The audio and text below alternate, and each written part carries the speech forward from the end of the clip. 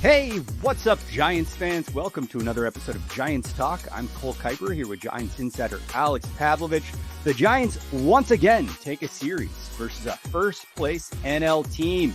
We'll break down Giants versus Brewers, plus some big injury updates, of course, trade deadline talk, and most importantly, Alex sat down with Giants 2026 first-round draft pick Jackson Flora for the interview you've been waiting for. And I know I've been waiting for this one too. Before we get started, Giants Talk is presented by Mancini's Sleep World. Get moving towards better sleep at Mancini's Sleep World. We guarantee the best price and free next day delivery at Mancini's. Stop by or visit sleepworld.com to see what's currently available. All right, Alex, I feel like we should start with injuries. I know my inbox is full of questions about Harrison Bader. We obviously have to talk Casey Schmitt and more. So let's start with Casey Schmitt. Going into the trade deadline, I think we've said for months that a big part of the moves they make need to be done to free up a place for Casey Schmitt to be playing regularly. And here we are days away, a week away, and poor guy goes down. Yeah, this one, I mean, it would suck for anybody, but I think especially for someone who is, for me, like probably the best story of this season and really the breakout of this season. I mean, Bryce has been great, but we knew Bryce would be great. So at some point, Casey, you're waiting for this. And he arrived, and he has done everything. I've kind of said it a little bit here a few times, but Tony loves him. He's done everything behind the scenes they could have asked for. They threw him out there in left field and said, go play left field because there's nowhere else to play you. And Elliott just got hurt. And it's like, okay. Remember last year he did that at first base, the fourth game of the season. Yeah. He just plays wherever. He plays whenever. He doesn't care where he is in the lineup. That's not the case for everybody. He has hit all year. Look, he still doesn't draw walks. But other than that, like the profile, even stole 9 bases this year, 21 homers after having a career high of 12 coming in. So every part about this was positive for Casey, except for, putting the brakes on the other night and ultimately tearing the meniscus. Now, I think as someone who watches a lot of football and has had, I think I have a streak of like 6 straight years, my best player getting hurt on my fantasy team. Great. I'm very familiar with non-contact knee injuries. So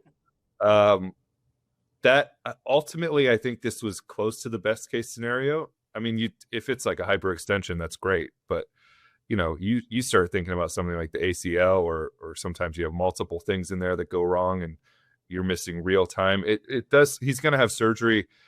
This is going to end his season. But it does sound like he's going to be fine in a few months and be totally fine for whenever 2027 starts. But certainly this is a guy who was a conversation we've had a ton, is about to slide over to second base. And I don't think that changes long-term, but one, it keeps him from, having a chance to take a shot at 30 homers or build on whatever they're doing. And two, he also spent the offseason working out at second base, and then they signed Luis Arias pretty late in the process. So he's never really had a chance to take a position and say, this is my position, and Casey Schmitt is your second baseman going into next year. And here's 2 months of what it looks like. And also, just the last thing I'll say here is, I think Wash will be back next year, but we don't know how long Wash is going to do this. So he's missing a couple of months here of getting to work with him defensively at one position. But just for him personally, just sucks. He's somebody that has been a bright spot in what has otherwise been just a really, really horrible season in every respect. Yeah, huge bummer, both for the team, but primarily for Casey Schmitt, as this was his career year and his chance to take it to the next level was about to open with Luis Arias getting moved, most likely. Now, does this impact Arias at all? Does this make them a little more hesitant to go the next few months without a primary second baseman, or is it just like, hey, costs, break that glove in? It shouldn't. I mean, they still are in the same position as a team. So you still have, really nothing to gain other than watching Luis Arias, which is a lot of fun. But other than that, you have nothing to gain from him being at second base. for you. It does open up an opportunity potentially for Christian Koss. Nate Furman's in AAA. It's kind of he's a smaller guy, huge on base percentage guy. So maybe he gets to look at some point. And then the two guys and one in particular, I'd really like to see Jesus Rodriguez get some opportunities there. We talk about him a lot as like a versatile utility guy. He's in the catching rotation right now, but not only would it get him more at bats, which I would like to see, and potentially open up an avenue for him long term by being more of a versatile defender, but it also would open up some of these starts that he's getting behind the plate where like Drew Kavanaugh reaches base 4 times and then he's like out of the lineup because they're trying to keep everybody involved. So I think it would be a good way. And then Jonah Cox as well. We know, like we joked about it when he played second base and we're like, where'd that come from? But he can play second base. So Christian is the obvious first answer when Matt Chapman gets back, and that'll be this weekend at some point. But they have other guys who can use some at bats, and including Christian Koss, who has been used almost as a pitcher more than not actually, but like he could use 3 or 4 days of real run as well. Yeah. And then looking ahead to next year, is this Casey's job to lose? I know we're probably a full year too soon to be talking Killeen, Level, Hernandez, Gonzalez as true viable options, but I know the middle infield talent is storming on the way. 2027 just looks to be his, I assume, if he comes back feeling normal. It should be. I don't see any reason why he wouldn't. I mean, certainly things can happen in the offseason. They could move Matt Chapman. Other things could happen. They could move Willy Adames, but on this current roster, I think it's pretty easy. Put him there at second base, and there you go. And I will say, Gavin Keelan has not stopped hitting since he got to Double-A. So, all right, he is and he was a little bit more of an advanced bat, and he's someone who's more of a floor guy instead of. I mean, there's a ceiling too, but he is a guy with a very high floor, and so I think he's going to be in the mix a little bit sooner than most expected, but sir, you have Casey there. It's pretty easy, and it's of the many problems they will have in the offseason, I think this is not going to be one of them. He should be fine, and just throw him out there at second base, and you're good to go. We all did see, or at least read about, Rafael Devers taking grounders at second. So there's that too, Alex.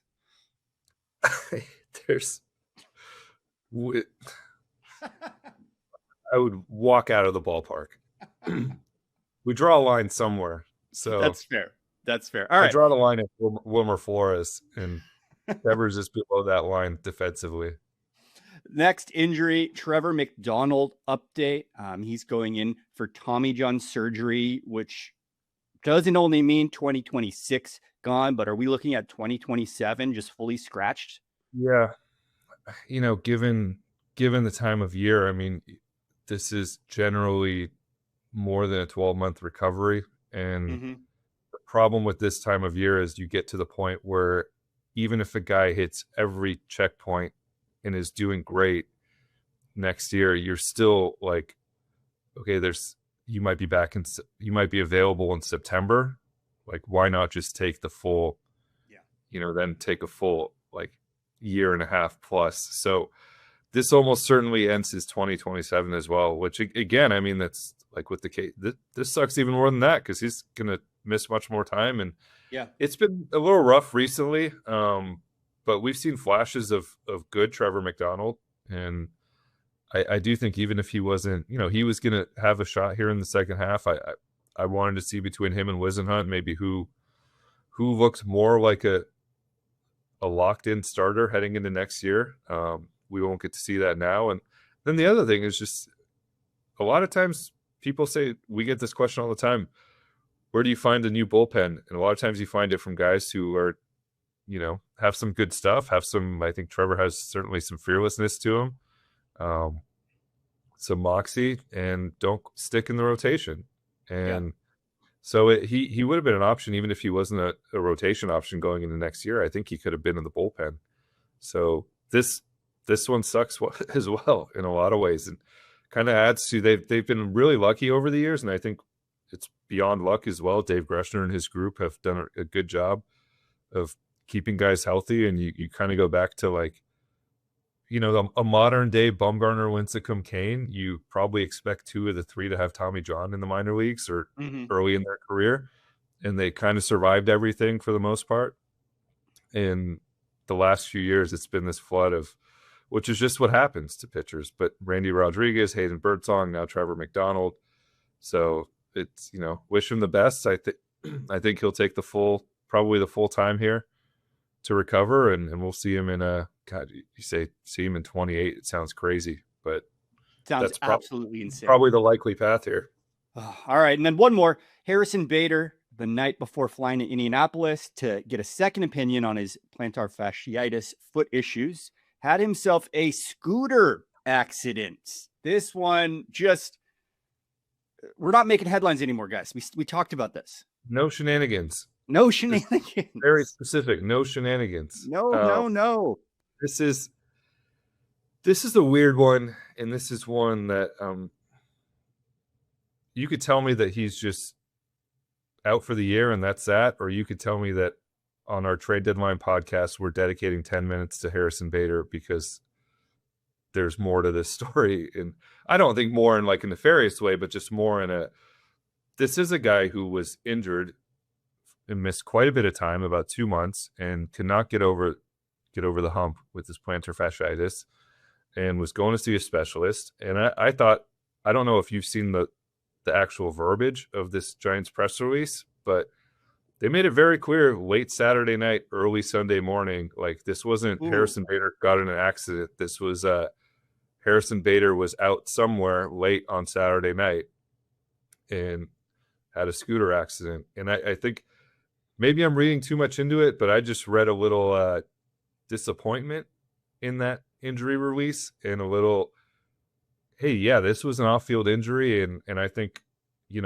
most people probably have seen the videos of him, not that night, but scootering a little bit around town. And there are some questions about why a guy's pushing off with his left foot on a scooter when his left foot is so injured that he's going to see a specialist. So I don't know where this goes. I just think there's maybe a little bit of tail here. And we haven't talked to Harrison yet. Giants have given virtually no information since that first release. And I mean, Tony wouldn't even tell us on Wednesday there's a new injury here from this scooter accident that is to the same foot that he was going to have checked out.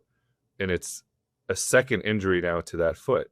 Tony said it's not broken, but beyond that would not tell us what the injury is. So I guess this is one where I don't really know. The optics of it look terrible.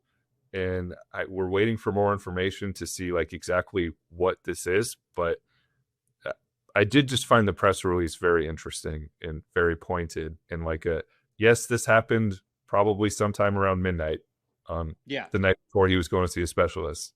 And scooter is such a all-encompassing term, especially for a guy with a foot injury. Like, is that a mobility scooter? Is this a one of those Lime scooters? Is this a Vespa? What is he tooling around on out there? But I think you have it on the nose, specifically including the detail about the timing of the incident speaks volumes. I remember Barry Zito talking about in his Giants contract that he couldn't surf during it. And when he retired, he was looking forward to finally getting back out on that board and paddling out. Is this the kind of thing that's included in a guy's contract in 2026? Like nothing on two wheels? I mean, I mentioned it with Jackson Flora when we were talking that like you went to UCSB and that you were probably a longboard guy, right? Like I skated every day for 4 years. Yeah, so I think there's a lot of stuff he was able to do there that now he's no longer able to do, and surfing and skimboarding or whatever, or whatever. Is skimboarding a thing? Am I making something? Skimboarding's great in Isla Vista. There you go. So it gets into a little bit of a gray line here, and certainly like there's sometimes for guys, there's ways to get to the ballpark. Like and Hunter Pence was the most famous scooter rider in America for a couple years. Ryan Wilson was out there on it. Yeah. Seen a ton of guys over there. I mean, Tim Lincecum, Sergio, it's very common. I think the difference here is is the guy was hurt, and so I think there are going to be there's some questions to answer about. I don't know if you've seen the video, but of him on a scooter, like and pedaling with his left foot, and then there's also some questions to answer about getting hurt late. There would always be questions to answer about getting hurt late at night, and I'm not trying to do like the investigative journalist thing and be like, oh, a scooter accident, there must be something here.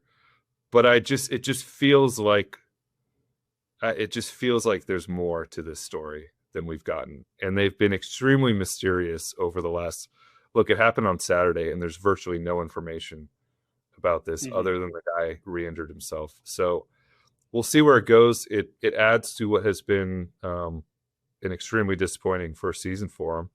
And I do think, I was talking to someone about this yesterday, I think he would have been a very easy trade candidate. Like there are very few bats on the market, and he's not a silver slugger, but like he has in the past been a usable right-handed bat for teams. And, he's a good defender. So I think it would have been very easy to get something for him at the deadline. And now, not because of the planter, that's not possible, but now we have this hanging over their heads as well. Yeah. I just pulled up the clip you're talking about of him riding on it, this grainy fan shot, zoomed in Zapruder footage. And yeah, can't be out there doing that when you're injured with a foot injury. That is a bad look, even if you don't crash the scooter. I did the post-game show with George Contos yesterday, a pregame show, and the thing he said, which I'll just say, it's just bad optics. And yep. And until we get more information, which we have not yet, to this point on Thursday morning, then you just are left to wonder, like, what actually happened here. This is not the first offbeat Giants injury we've had in the past decade or two. Some recurring characters in the world of Giants injuries, but I wanted to shout out some similar comps. Jeff Kent washing his truck. Yes. Madison Bumgarner dirt biking, stay off those things with two wheels, guys. Matt Cain cutting a sandwich into, quote, fancy triangles, which I believe got him a sandwich at Ike's place named after him because Ike didn't want him making his own sandwiches anymore. Anthony Desclafani playing piano with his kid, and Jeremy Affeldt living day-to-day life. Yeah, just literally like 6 different things. I remember when the Kane one happened, Jeremy was the most excited person in the world because he was like, somebody else cut themselves making something. The one that comes to mind, obviously, is Bumgarner. And again, I have no idea where this is going, not trying to take this anywhere it shouldn't. But when Bumgarner happened, there were questions about the contractual part of this. Yes. And basically, like, I remember the first call I made, basically the person on the other end said, he's Madison Bumgarner. Like, we are not happy. Everyone's disappointed.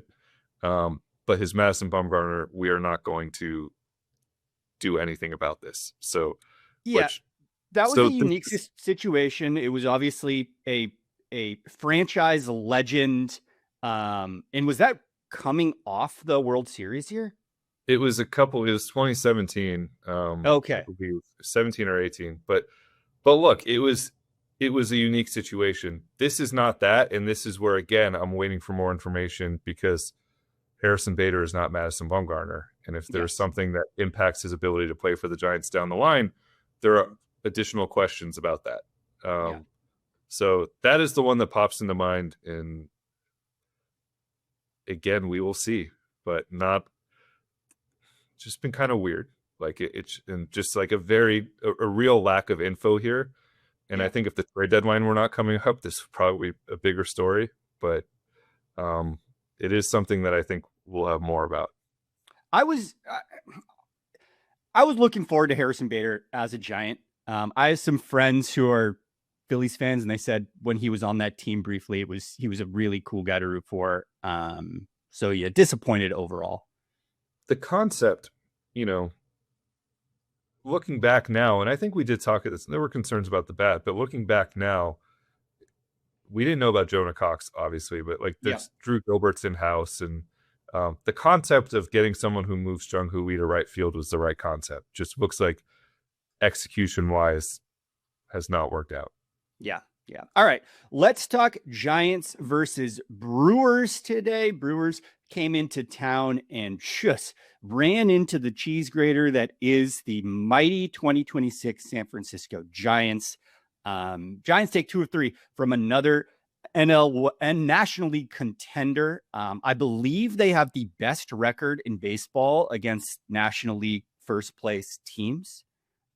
This is like why don't they build the whole plane out of the black box? Why don't they build the whole schedule out of Dodgers, Brewers, Braves? Give us more Dodgers. Bring it on. Give us more. 14 wins against first place teams this year, which is tied for the most in Major League Baseball. So it is almost like an annoying series because you're like, there's something in there. There's like, we know that there's something on this roster. And I would imagine Buster and Zach watch a series like this and go like, yeah, it's kind of what we thought. Like, so where Alex is going with this is Giants Talk is officially saying they should be in buy mode. Let's go. Let's stack this team. The push for 7 games under starts today. No, they played really good baseball for 3 days. And same when they went to Milwaukee. I mean, other than that, started that series, like then they played really great baseball the rest of that series in Milwaukee and then went to Chicago and for the most part played pretty good baseball. So this is what we all say. It's a weird thing about this team. Like they're 16 under right now, or I've lost track because it's not so ugly, but they're like 16 under. But then you also look at this is not just me. I have had scouts. I've had opposing beat writers. I've had people who come and say, you look at the lineup card and you just kind of go, what's going on? Like, why? So you look at the lineup yesterday and it's like, okay, Elliott's in the mix. Luis Arias is great. Bryce Eldridge is in the mix during this series. Devers and Willie got involved. And it doesn't make a whole lot of sense, but here we are. Yeah. Yeah. Special shout outs. Tyler Mahle just absolutely dealt on Monday, leading to the team shutting out the Brewers. Susac brings home his first and then second home run in the third game of the series. And then Luis Arias to cap it all off and just, I don't know, his farewell to Oracle Park, 4-game hit to end the series. 4-hit really game. Good player. Sorry. 4-hit game. He is now the major league leader in batting average. Yeah. The one that I think is important is Tyler Mahle, who I think he's becoming a sneaky good trade candidate because the velocity is up a little bit. And again, the crazy thing about this Tyler Mahle contract is that, I will actually, like, I think the offseason was bad, but I don't think this contract was a mistake because the concept of Tyler Mahle is that when he is healthy, he has generally been very good in the big leagues, including last year. He was excellent in Texas. The problem with Tyler Mahle is he's rarely able to go a full season. And this year he has mostly been healthy. I mean, he had the one injury that we also kind of think like maybe they stretched out a little bit because he was pitching so poorly. But when he's been on, like he hasn't been able to really contribute much. Like so that I think is a surprise here. But then you also go through his game logs. He's excellent against Milwaukee. He had that great start against the Dodgers. He had a shutout start, not a full shutout, but like didn't allow a run against Tampa. Didn't allow a run in one of his starts against Philly. So there is something there. And I do think it'd be very easy for scouts to talk themselves into, or opposing front offices to talk themselves into like, hey, the guy who's been there like 6 times this year, what if he's just there for the next 2 months? Then you have maybe the steal of the deadline. So that is what I would be saying if I were the Giants. And I think I'm very curious to see when we podcast next week where it comes down on a Tyler Mahle trade versus a Robbie Ray trade, because I think Robbie's numbers look better than how he has pitched. And I think Tyler, there's more upside than how he has pitched. So it might be I think it might be a closer return than maybe what people would expect or would have thought 2 weeks ago. But that's also up to the Giants making that happen. But they should be able to talk somebody into Tyler Mahle. Yeah. All right. Let's just pivot fully into trade talk at this point. We already talked Tyler Mahle. I absolutely agree. His value seems like it is at its highest of the year right now.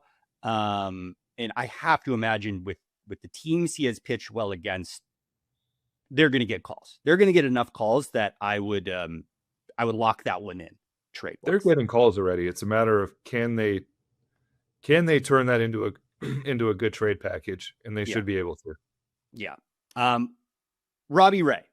We're seeing a lot around the league from national reporters saying the return for Robbie Ray won't be great. Don't really understand it. Do you have a local beat writer take or way to break this down for me? I do have. I think Robbie Ray is going to be fascinating because he has like a 1 ERA the last 7 starts. ERA for the season is good, but strikeout rate for the season is not what you come to expect from a Robbie Ray. He's walking a ton of guys, and he has a 3.16 ERA and a 4.5 FIP. So this is going to be a case of, I think, I'm sure a lot of the calls they're having on Robbie Ray, they're saying, look how well his pitch, and the other team is going, well, if you look under the hood, like, we don't love it. We'd like Robbie Ray, but we'd like to give you our 17th best prospect or whatever for Robbie Ray, because we don't love what we're seeing under the hood. So it's a very strange one because he has been so good in terms of just pure ERA and pure being out there the last 6 weeks or so. But I think there's probably going to be a lot of pushback from these modern front offices. Yeah. I guess the question then is it a bet on Ray in San Diego and give him one more start kind of weekend, or, let him call it there and not, I don't want to say retire as a Giant, but keep the value he's currently at? If the deadline were Friday, which it should be, and I have no idea why it's an August 3rd Monday deadline. I was so confused by that. I planned my week around this and then saw it was Monday. Why was the draft on a Saturday morning? Why is the deadline on a Monday evening? I think the Giants play a game an hour and a half after the deadline. But on East Coast, it doesn't make sense. I was also thinking about, just selfishly, but also just logically, we were trying to schedule Monday's podcast and trying to figure out, okay, there's the deadline, and then Buster will talk to the beat writers probably, but then the Giants have a game. And I can't necessarily be in a ballpark, talking to you as a game is going on. That messes with our audio a little bit. And I was just thinking about this, from a pure sports standpoint, you want attention on your sport. A Monday night deadline makes it really difficult for our purposes. Yeah. And I don't really understand this. Look, this is not for us, but just for fans, for the media, for people who want to talk about the deadline. This doesn't really lend itself to that. So, do you know what I would do? Sunday night deadline, no games on Monday. We're all just stewing in it. We're all just soaking it up, and then we get back to business. That would be great. Well, I have a weird flight from San Diego to Dallas, but I would imagine there's a lot of beat writers around the country. Monday's usually a travel day. So. Yeah. And for teams as well. I mean, the Giants are traveling from San Diego to Dallas on Sunday night as well. And look, none of this makes any sense. This is a little sidebar, but Major League Baseball scheduling continues to make absolutely no sense. But so in terms what Alex of is saying is we will record our episode Monday night. We'll get that podcast to you as soon as we can after the deadline. And then, you know what? As things happen along the way, maybe you'll hear from us early. Yes, that is our plan. Our Monday podcast will be a Monday night podcast after the deadline. I just think in terms of drumming up interest, yeah. Well, and you mentioned the draft. That's such a good comp. My Saturday mornings are sit in front of the TV time. I'm not a 12-year-old boy anymore. So I was on my phone out and about trying to stream the draft while my wife smacked me in the shoulder. The deadline should honestly be today, Thursday. Not a lot going on in the sports world. Yeah. And Giants would have the entire world right now would be talking about Tarek Skubal. So, anyway, that's neither here nor there. To your point about Robbie Ray, I think the scheduling thing, Friday is like a little bit too early to, if the deadline were Friday or Thursday is his start. If the deadline were Friday, I don't think he would start today because you're 24 hours before. But it's a little bit too early on Thursday for a Monday deadline here to shut it down. And I don't know that there's a lot to be gleaned from one last Robbie Ray start here, but just in terms I'm of, more worried about like a blow up or something that. Yes. And the other Giants are on this weird, you always worry about pitchers, but Luis Arias has gotten hit by a throw down to second, got hit on a play at second base the other night. He fouled a ball off his foot. He continues to foul balls off his foot. Like, he plays a very physical brand of baseball. And I think there's like an element of like, hey, can you get to Monday already and make sure this guy's okay? Yeah. Because he's had a few close calls the last week. But there was no question about Robbie starting today for the Giants, and almost certainly his last start as a Giant. But because of the timing of this, I think he just has to do it. I went and pulled up Robbie Ray's career stats against the Padres. Under 200 batting average. He's got some pretty decent ownage on them. So let's hope that continues a bit. There you go. Good place to pitch. I think we'll probably see if he has a shutout going through 5 innings. Thank you, Robbie. And get you back to the dugout. And Zach Massey and Buster Posey will be on the phone. Yep. So before we wrap up trade deadline talk, any dark horses we're eyeing? Any last minute, last time our fans hear from us about the trade before stuff starts actually happening? I do think there's going to be some Elliott talk this weekend, and just I can totally see that.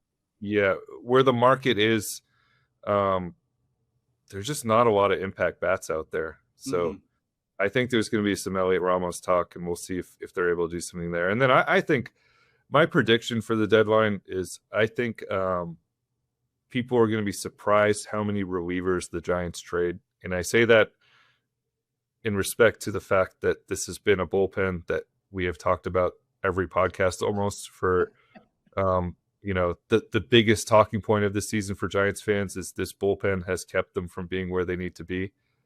And I think I've heard they've gotten calls on every reliever. Like there's a lot of interest in individually, there's a lot of interest in their relievers. Okay. You put this group together, hasn't been very good, certainly cannot close games. But individually, in terms of finding guys who can help contenders' bullpens, there's a lot of interest. So I think we're going to see more guys than people would expect go from this bullpen. And the flip side of that, too, is Randy Rodriguez is coming back. They really are, people make Rowan Wick jokes, but they really are very excited about Rowan Wick, like, and having him post Tommy John. So if those two guys are ready to go next spring, that's 2 spots in an 8-man bullpen. Yeah. And so you kind of throw in whoever stays after the deadline, whether it's, Keaton Wynn or Eric, you pretty quickly get to like 5-6 guys who are locked into next year's bullpen. And that's about all you need going into a spring. So I think there's going to be some bullpen action here. All right. Keeping an eye on that. Trade deadline is around the corner. Alex, we have mailbag questions from listeners. We're going to preview Giants heading to San Diego. And you, of course, sat down with future Giants ace Jackson Flora. Before we get to that, Giants Talk is presented by Mancini Sleep World. A good mattress can improve your posture, reduce back pain, and even help with allergies. Studies show that getting a great night's sleep improves mood, memory, and productivity. A trip to Mancini Sleep World can set you up for your best rest yet. Stop by or visit sleepworld.com to see what's currently available.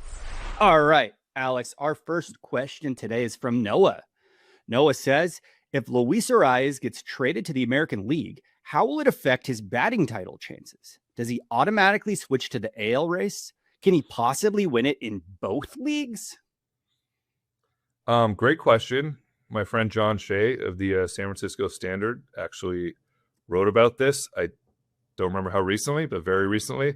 And basically the answer is he needs to stay in the National League for his purposes. You need to get to 502 plate appearances. He's at 451 currently in the National League.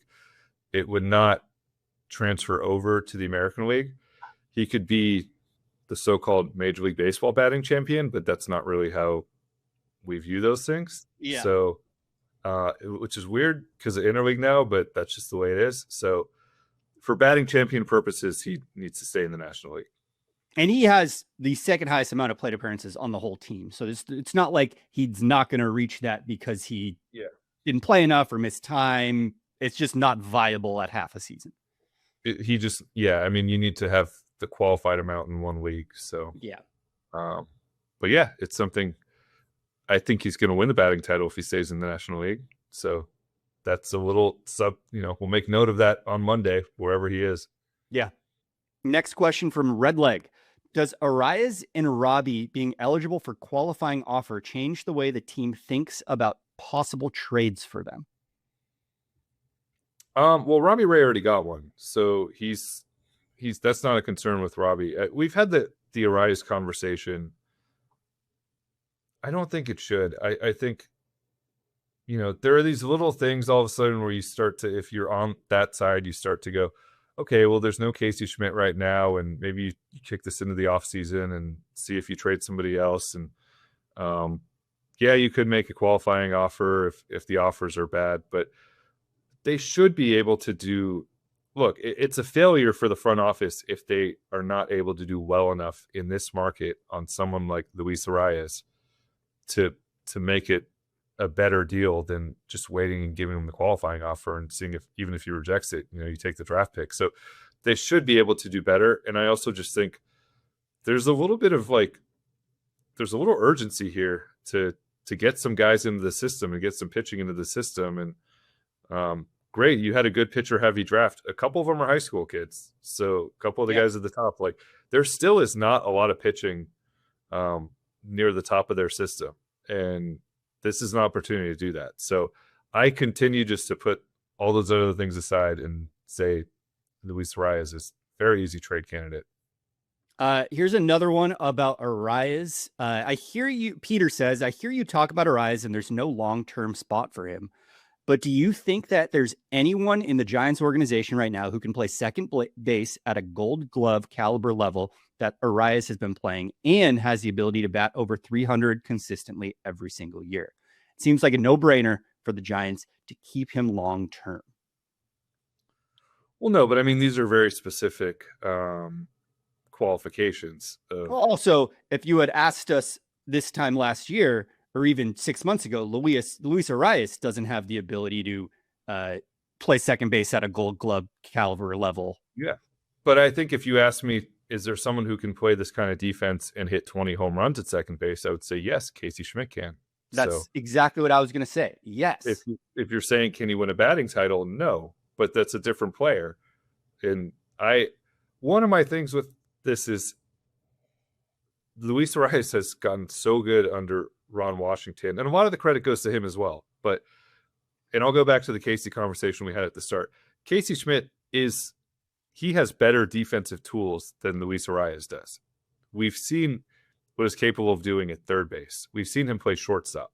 He has better tools, and he should, in theory, we'll see if this is actually the case, but he should, in theory, be just as good, if not a better defensive second baseman if he actually gets to be a second baseman and gets to work with Ron Washington every day. Now, we'll see if that's the case, but I put the defense aside because I think Casey can get there. I totally get it. Like, Arias has been so much fun to watch. There was in a bat on Monday night where he fouls a ball off, Contreras slaps him. Like, that doesn't happen to a lot of Giants. He doesn't, just the rapport he has around the league. And then he fouls another ball off, takes a little lap around the batter's box. He is tremendously fun. They need to trade him. I'm sorry. They just have to. And this is, if you want him back and you want to have that conversation in the offseason, look, there's probably going to be a lockout and is probably not going to sign before that because most guys will not. And maybe we'll come out of that and the Giants make a massive trade because someone needs to hit a salary floor somewhere. And they have another spot for Casey and you can go and sign Luis Arias. But currently, the best thing they can do for their organization is trade him for a solid return. And then if you want to circle back down the line, you do it. But there's people who are saying, like, go and sign him to an extension right now. You're either going to pay way more than you should because you're signing him before he hits free agency, or you're going to, or he's going to say no. I'm going to hit free agency. So it just logically this is the move, and I know it's hard for people to wrap their heads around, but it is. Yeah, Luis Arias is a really, really fun player who met the Giants at the wrong time in their life. Yes, we all have had that person, and it didn't line up. Sorry, Arias. We'll have some good memories. But hey, the infield future's bright. Don't worry about it. I'm going to put this in my Luis Arias post-trade analysis. That's the perfect way to put it. He came along at the wrong time in their life. Next question is from Chris. Heading toward the trade deadline, what do you think is the order of priorities? Starting pitching, then relief pitching, catcher, getting rid of big contracts, or underperforming players? It's a great question. I'm going to put getting rid of big contracts to the side because I do think that's almost separate than like generally the rest of this, which is what can you get back in a trade? What are you trying to get back? That is more of also an off-season conversation. Yeah, the getting rid of big contracts one for me just happens to line up with getting rid of crowdedness at positions that are inconveniently crowded. Like that Venn diagram is a perfect circle. Yeah.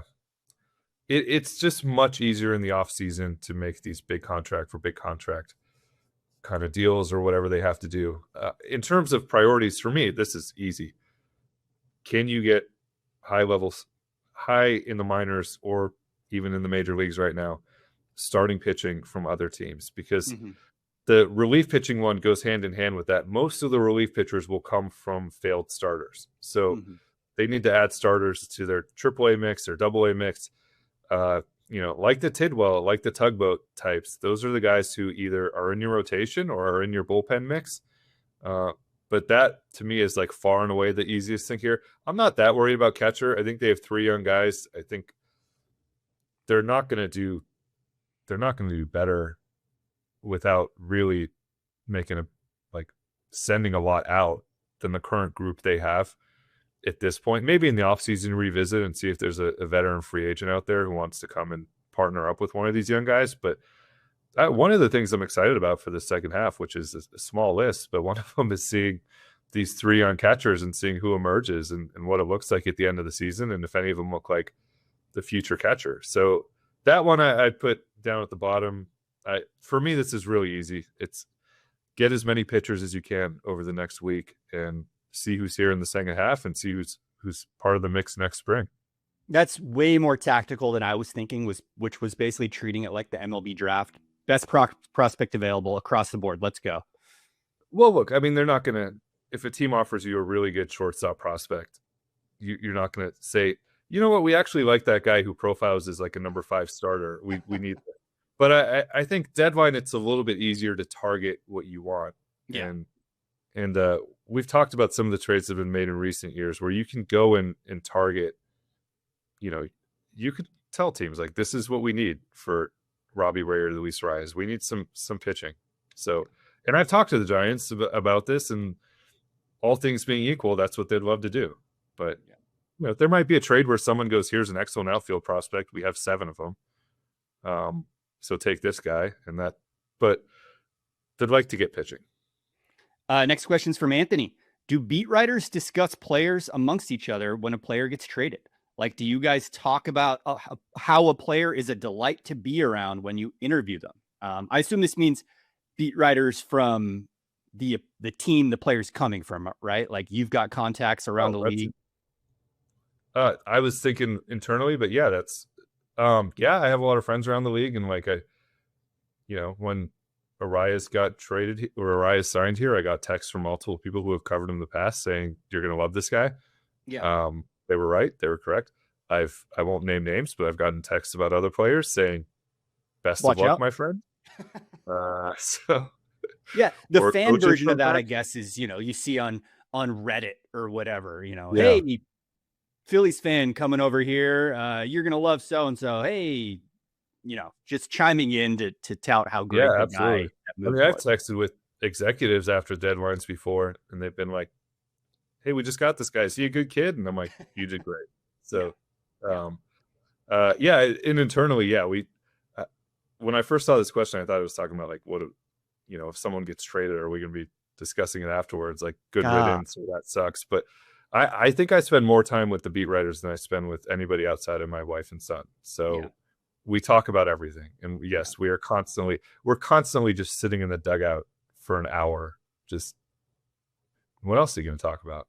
What percentage of your beat writer hangout conversations are non-baseball related? Are you guys like all in, or are you, hey, by the way, did you see Obsession?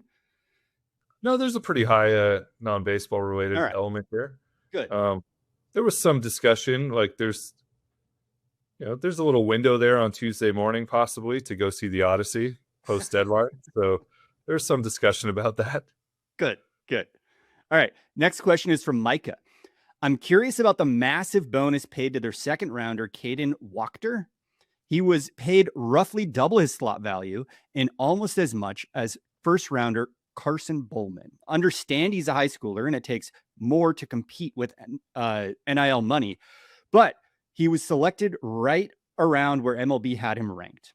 Why was he the guy they needed to go all out for? Could this tick a guy like Carson Bowman off? No, I think those two guys are friends and probably happy or they know each other in some respect. It really, like, swap money is weird because on the one hand, it's very like almost down to the dollar tied to the spot. On the other hand, you can have like the Kyle Harrison situation where he gets first round money in the third round. And it's similar here. Like there's a number for guys. And a lot of times it is that thing where it's like, I want, first round money or back end of the first round or top of the second round to avoid college. Certainly NIL plays into it. His father's a former big leaguer. So I don't know off the top of my head what his contracts looked like, but might be in a situation where he's more able to go to college than the average high schooler. So that's where you get a sense before the draft. And I don't necessarily worry about, like, I think Bowman was like 41 on Baseball America's list and Wachter was like 60 or 63 or something like that.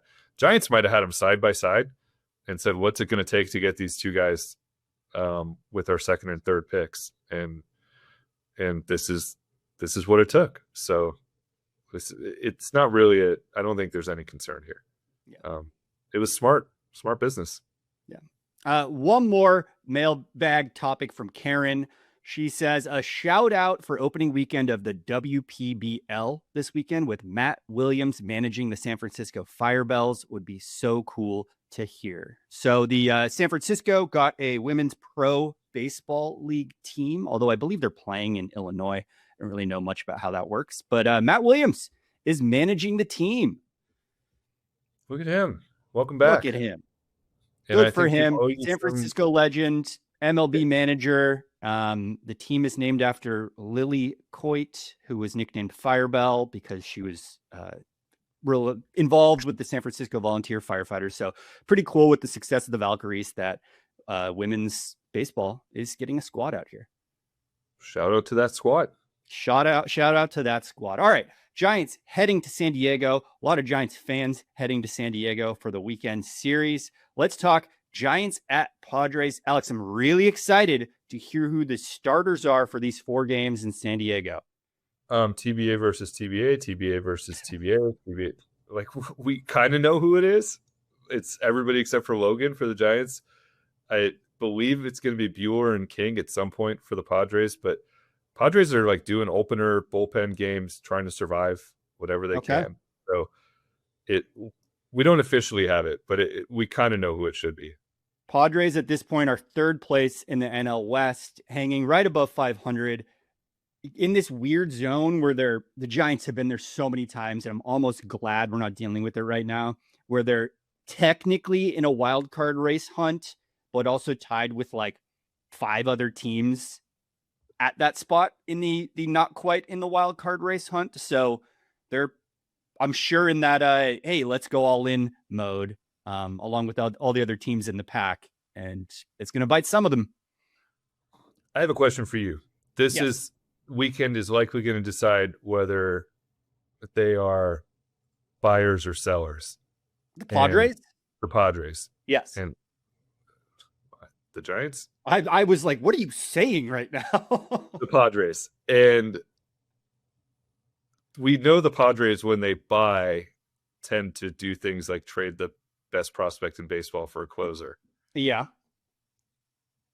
So Does you're it saying almost- punt?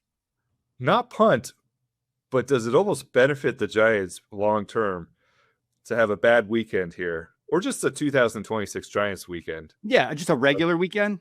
If they get swept, AJ Preller is going to go so nuts on Monday, and down the line when the Giants are ready to compete again, if the Giants get swept, like the Giants might actually be weirdly in a better position if they have a horrible weekend here.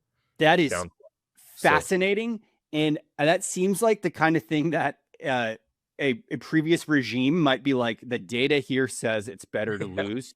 I don't think Buster Posey has that in him. No, Tony doesn't have it. And the clubhouse would be like, shut up, Alex. But I'll just say, if you're watching Giants games this weekend, and if they have a bad weekend, you're disappointed by it in any way, just remember that we'll revisit this after this. Like if the Giants come down here and sweep the Padres are maybe trading Mason Miller and putting themselves in a better position long term, probably. Yes. So it's a very interesting one. They are in that weird spot that the Giants have been in multiple times over the last few years, where it's like, okay, what do you do here? There also something about the Padres, especially this year's Padres. I don't see any world where they're the team that, like, no matter what moves they make, they're just destined to not be in the playoffs this year. Right. I get that energy from them. The D-backs are going to be the NL team to watch. So yeah, I would love to see a world where they squander their future on a fool's errand. We'll revisit on Monday. With that, let's take it to the interview you've been waiting for. Alex Pavlovic sat down with Bay Area's own, San Francisco Giants' own Jackson Flora, their number one pick of the draft this year, future stud. We saw him at the ballpark, on the field, soaking it all in. We saw the interviews, we saw the clips, we saw the photos. It feels real now. Alex, anything we need to know going into this interview? No, sat down with him before the game. We ate fried chicken sandwiches. I think we'll do that down the line. I'll invite you next time. Great. But please do.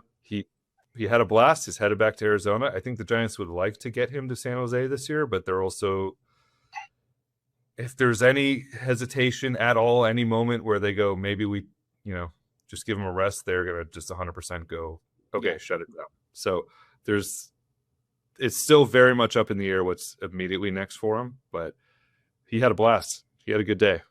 And anyone who's willing to eat a chicken sandwich with me at 10 a.m., you're on our good side. Love it. All right. With that, here's Alex with Jackson Flora. Jackson Flora, first of all, welcome to Oracle Park. You've been here a lot growing up. You told us you have a lot of memories here. What's your favorite memory of actually being here in the ballpark? Dang, that's tough. I think I was just talking about it, but when I got my first MLB ball, my dad and I came early for a game one year, and they're hitting batting practice, and we're out in center field before they redid it. Mm-hmm. So we're out in the stands, and they're hitting BP. I couldn't even see over the wall. I couldn't even see what was going on. But everyone started going crazy. There was a home run coming towards us, and it went past everybody and landed right next to me, and I got it. Do you remember who hit it? No, I literally couldn't even see. I couldn't even see over the wall. I was just standing out there, and I got the ball. And my dad taught me how to keep score in a score sheet that game. So that was really kind of one of the games that sticks out to me from when I was younger. We have to find what game that was. So you caught a home run ball at Oracle Park, and now you might pitch at Oracle Park. Yeah. That's pretty good. Yeah. We talked to you after you got drafted, obviously. Yeah. But one thing I wanted to ask you, and we didn't that day, was what was that moment like actually getting the call? Were you with your family? I know you were at home that day. What was the moment like hearing you were going to be a San Francisco Giant? I mean, I kind of just froze. I mean, it was everything that I've kind of worked for, and in my mind, it's what I wanted. It's what I worked hard to do. It's what I was ready for. But you can't really prepare yourself for a phone call like that, or for a day like that. So I kind of just froze and gave my parents a big hug, and it took a while for it to set in. Really, I still couldn't believe it afterwards, but it was a dream come true, and this is where I want to be, so it's exciting. There's three guys at the top of that draft who everyone was talking about quite a bit, and you were connected to the Giants a little bit, but was that your hope going into it, that at 4 you would be the hometown guy? Yeah, absolutely. I was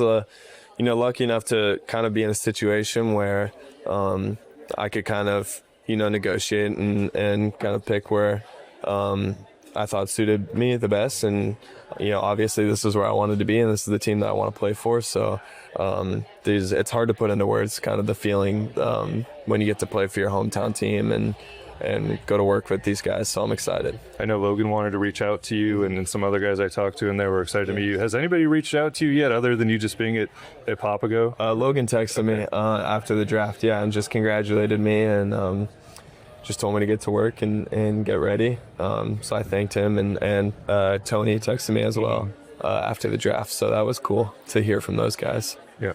Brandon Crawford, a Foothill High guy as well. Have you met him, or are you looking forward to meeting him? I haven't met him. That would be awesome. I looked up to him a lot growing up and playing baseball and being from the same area. So that would be sweet.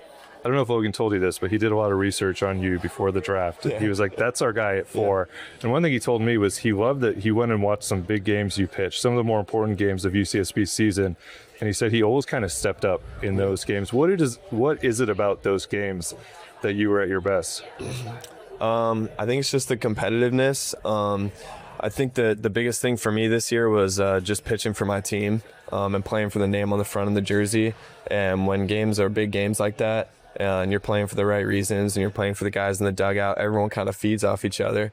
The better I perform, the more excited everyone in the dugout is, and the more excited everyone in the dugout is, the more they have my back and help me perform. So, it's not just me out there going. I still got 7 guys behind me and a catcher helping me out. So I think just playing as a team, and when everybody comes together for big games like that, everybody, plays a little better. We haven't had a whole lot of starting pitchers here who throw 100 miles per hour. There's only 2 in the last decade who have done that. What was your first time doing that, and how much is that in your back pocket during games? My first time doing that was unreal. I actually hit 101 the first time I hit 100. I skipped 100. So I'd hit 99 the week before, and I was like, I got to do it. It was my last start of the summer ball. I think summer ball. Yeah. That was my last start of the summer, and I have to get it before I go home for the summer. And I told one of my buddies, like, you got to take a photo if I ever hit 100. They had the velocity up on the scoreboard at the game, and it never showed 100 on the scoreboard. It only showed 99 because it was like an old basketball scoreboard. The 2-digit score. Yeah, exactly. And so I was pretty bummed out after the game, and then my coach handed me the TrackMan report, and it said 101. And immediately I texted my dad and my mom and my brother and all my friends that I couldn't believe it. So that was an unreal moment. And I think just as far as throwing it in the game, I try not to think about it. Mm-hmm. When you start overthrowing, you get a little out of control. So I try to stay under control. But I think when I need it and the adrenaline is pumping and it's a big situation, if I ever get angry at a hitter, I think I could let it fly. Here's 101. So you're obviously very into the numbers. But do you know what your highest is this year? Or? My highest this year was 100.5, I think. Yeah. When you see guys like Mizorowski who kind of sit like 102, you see other guys who are, Skeens has learned to back off a little bit the last couple of years. Where do you think you'll be as you start your professional career? And will you back off a little and be like, okay, now I'm pissed off? Yeah. I don't really want to back off. I think that velocity is a big part of my game, and it's something that I can continue to improve, just like the rest of my game. So I think that just naturally, as I get bigger and stronger and gain more experience, that it'll just keep coming. Obviously, there's other parts of my game that I want to focus on more than velocity at the moment, but I just think that as I continue to grow and keep pitching, that it'll keep coming. 2 different kinds of sliders. I think you told us the slider's your favorite pitch at times. Why is it your favorite pitch? The hard slider is my favorite pitch. I think it's my favorite because it's very unique. There's not a lot of pitches like it as far as like the profile and the way that it moves. So it's a very unique pitch, and it's one that I'm really comfortable throwing. I think that when I get myself into trouble sometimes, it's kind of the pitch I like to rely on, and I'm very confident that it can get me out of situations. So that's probably why it's my favorite. What about the profile? You've mentioned some of the guys you watch, like Matt Brash. It's not your typical, this is a guy I watch a lot. What about the profile is different than maybe what we see? Yeah, so it's hard. So it'll get up to like 90 miles an hour, but it's mostly around 87, 89. And it stays up like a cutter does. Doesn't have a lot of kind of vertical drop. It stays up, and cutters, like when they stay up like that, don't tend to move very much. Yeah. They just kind of move a little bit, but this one still will get, 10, 12 inches of horizontal break. So it's cool to kind of have a pitch that stays up like that, but you can still get some horizontal movement. We've just in the last couple of years started to hear about this kick change all the time. Yeah. Hayden Birdsong had a lot of success with it here. I know it was a long journey for you to find that pitch. How comfortable are you right now with that? I get more comfortable every day. I think it's a difficult pitch to throw, especially at the beginning, just because it's a hard pitch to feel. And I'm I base a lot of my stuff based on feel and repetition. So that was tough when I first started throwing it. But the more I throw it, the more confident I become with it. The more I like it and the better it gets too, which is awesome. So the more I create some feel and the better it gets, I'm becoming more comfortable with it. I was listening to you on Dallas Braden's podcast, and aside from a tremendous monster truck joke, there was a lot of talk about pitching. Like you mentioned TrackMan pretty comfortably as you're talking. A lot of talk about the analytics side of things. Yeah. How much is that part of your game? And also just since you got drafted, I mean, I'm sure you're at the pitch lab at Papago. Like how much are you diving into all of that where you haven't been able to do it before? Yeah. I mean, in high school, obviously, it's not really something that you have access to. But as soon as I got to college, we had an awesome analytics team there who helped me out a lot. And my coaches loved it too. So they were awesome at helping me understand all that stuff. And I think it's great to kind of look at the facts and how your body works and how your stuff works. And you can kind of build a plan on how to improve all of your stuff based on that. I think that it's really important to be feel based and look at results and all of this, like the old school baseball stuff. But if this stuff helps, why not use it? And I think I kind of think of myself as a little bit of a nerd sometimes when it comes to pitching and looking at that stuff. So it's fun to see, and I'm really excited because we got the tour of Papago the last couple weeks and see a lot of examples and stuff. So I'm excited to kind of get going there and use the biometrics and all of that crazy stuff that they have and just learn more about myself and how I can improve. I think that'll be awesome. We know all the good. When you look at what's ahead of you, what's the one thing you really want to improve on in the next year or so? Yeah, I think the biggest thing for me is just to continue to keep getting stronger. Obviously, I want to stay healthy. I think that's one of the most important things for me. Something I take pride in a lot is keeping myself healthy. So just continuing to do that and then just polish myself as a starting pitcher. And I think the most important thing as a starting pitcher, performance-wise, is to continue to raise your floor and make sure that your bad days are still days that you give your team a chance to win. So I'm going to continue doing that and just polishing my pitches and get myself big league ready so I can come out here and help the team win. I have to ask you about UC Santa Barbara. I was there well ahead of you. It was not at all a baseball school when I was there. There was no analytics. They weren't very good at baseball. Yeah. What made it the right fit for you other than the location and how beautiful it is and Freebirds and all that? But just from a baseball perspective, what made it the right fit? Yeah, I think just the reputation with how well they develop pitchers. It's something that I knew about when I was getting recruited. I had a family friend who played baseball there, and he was a pitcher, and so I called him, and he had not one bad word to say about it. So I think just kind of the reputation and the coaching staff that I met with over the phone and obviously the location, like you said. But, my goal was to go in there and become a better pitcher so that I could get drafted and play professional baseball. And they were a school and a program that was known for helping guys do that. So that was an easy decision for me. You signed a contract now that forbids a lot of the things that you could, like, I think surfing you can't do now, things like that. When you were there, it's such a great place to go to school. What did you do? I know you're a big spike ball guy. What did you do away from baseball? We played spike ball, hacky sack on the beach. We went to the beach a lot freshman year, and then after that you kind of get sick of the sand in your bathroom and all of that stuff. So we went to the beach a lot my first couple years, and then we started golfing a lot. There's a lot of nice golf courses there. I love to cook. So my buddies and I would cook dinner and watch movies and hang out. The downtown is really nice. We go out to dinner a lot. I think the hacky sack became a huge thing my junior year there, my third year. So we would, on off days, we'd go to the grass area across the street from my house and play some hacky sack and throw the football around. Just whatever. My neighbor's 10 years old, and he told me hacky sack was back. And I was like, what do you mean hacky sack's back? It's like, everyone's doing it. You're going on eBay trying to find them. So it's a big thing. I got to finish with the important stuff. How does one get their hands on this fried chicken sandwich list that you have that is pretty, I think, extensive at this point? I think there's 40 sandwiches on there now. I don't know if I should release it to the public. Probably not yet. This year's barbecue might be crowded. But yeah, it's fun. I like it. I love fried chicken sandwiches, so it's fun to be able to do that. For the local people, what are some of your favorites in the East Bay or around the Bay Area? Oh man, Yard House has a good fried chicken sandwich. If you guys ever want to come over, I'll cook a fried chicken sandwich. That's a pretty good do one. that. Yeah. I don't know. I have to look at the list. A lot of them are from SoCal, because I started this probably right after my senior year of high school. So a lot of them are kind of from all over the place. So are you excited? You're going to get to tour the country now, and not just in the minor leagues, but as a big leaguer soon, hopefully. Is this going to be part of your thing? Like you're in Boston for the Red Sox, you're going to find the best fried chicken Probably, sandwich? So, yeah. All right, do it while you're young.